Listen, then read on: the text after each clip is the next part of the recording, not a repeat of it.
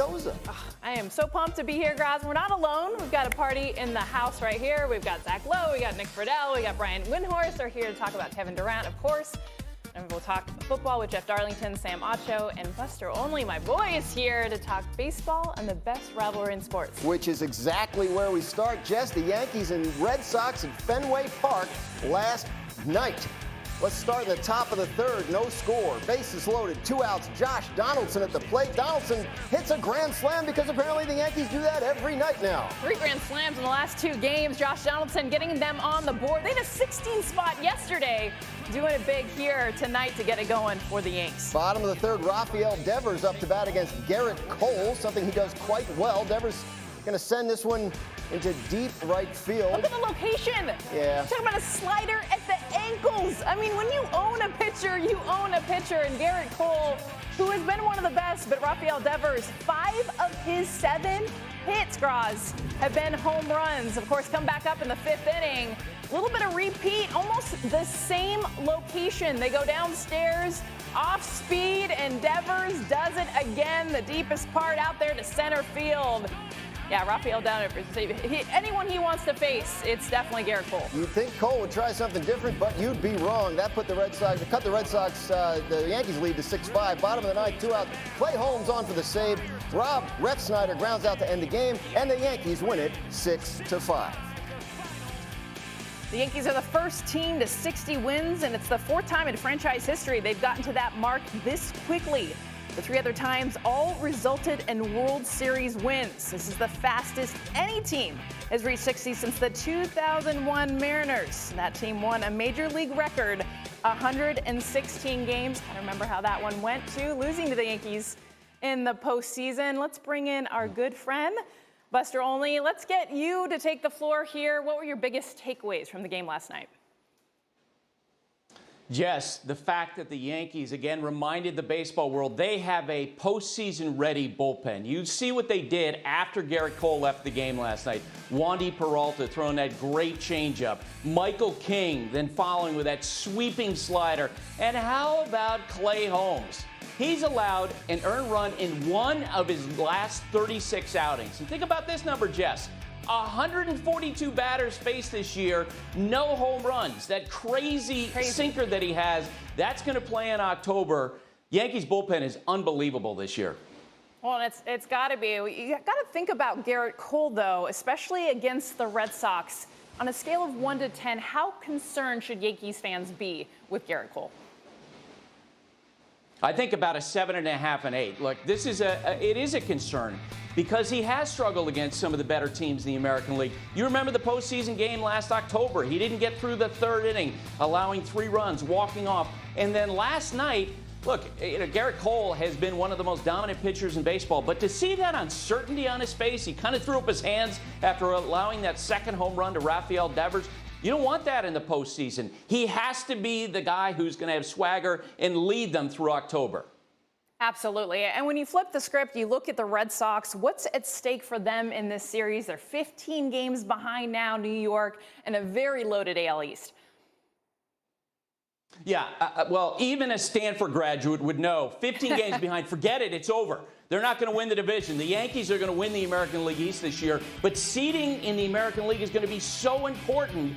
And so for the Red Sox, getting that top wild card seed is going to be absolutely paramount, in part because if they wind up playing the Blue Jays in that first round, that potentially could be in Toronto. You don't want to have the vaccination issue for the Red Sox. You don't want to play in Tampa Bay with all the cowbells. You don't want to play in Toronto with those crazy fans. You want to get that #1 wild card seat. They could do it.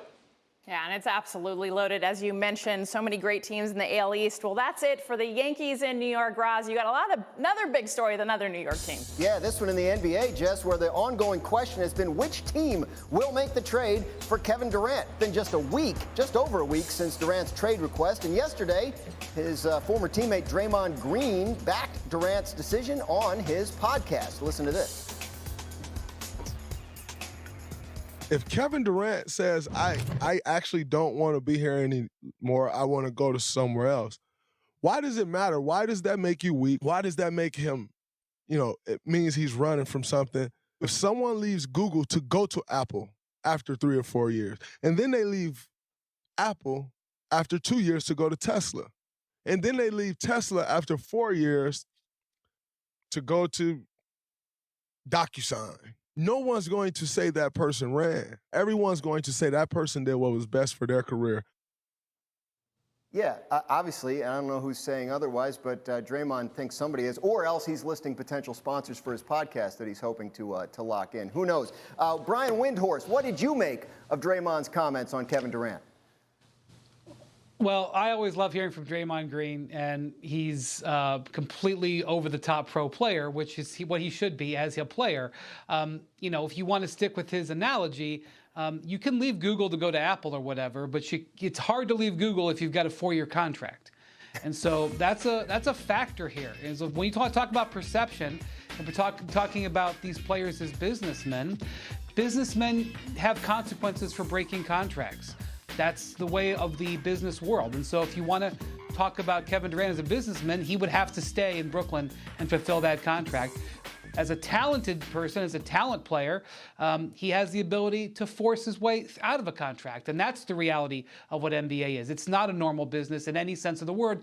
Ask the billionaires who buy teams and get frustrated about it. And now that's Joe Tsai, frustrated he's got to break up what he thought was a championship contender. Dan, this is exactly why what Wendy just described, the Warriors love Steph Curry so much. Yeah. Because as a businessman and as a guy who is all the talent in the world, he never wanted to go anywhere else. He was comfortable in his surroundings in the Bay. He wanted to make it work with the Warriors. He knew they would surround him with the talent to do it even after KD left. He knew and had faith in the coaching staff and the front office and ownership to pour all their resources into making it work.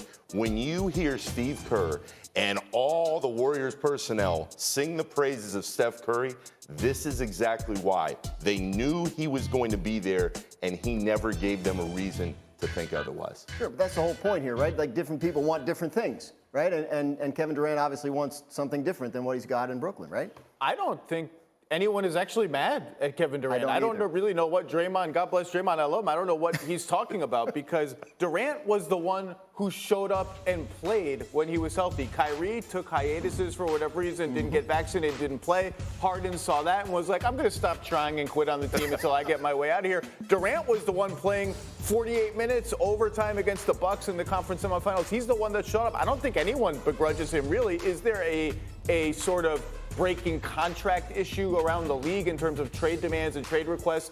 That's for the CBA negotiations going forward, which are going to be ugly. But Durant was the one who gave everything he had. All right, fine. So we've put the Draymond stuff to bed for now, at least, until he comments on your comments on Harden and Kyrie. We'll see what he has to say about that. But Brian, where do things stand here with this potential trade for Durant? What's the market looking like?